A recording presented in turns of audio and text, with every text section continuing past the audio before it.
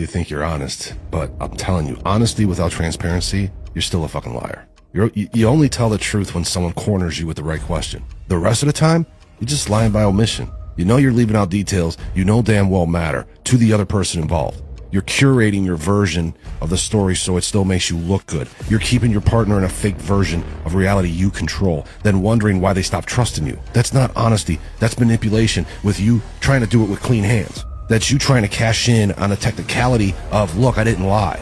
But real transparency is not waiting for the interrogation. It's putting the truth on the table without even being asked. It's giving someone the whole picture, even when it makes you uncomfortable.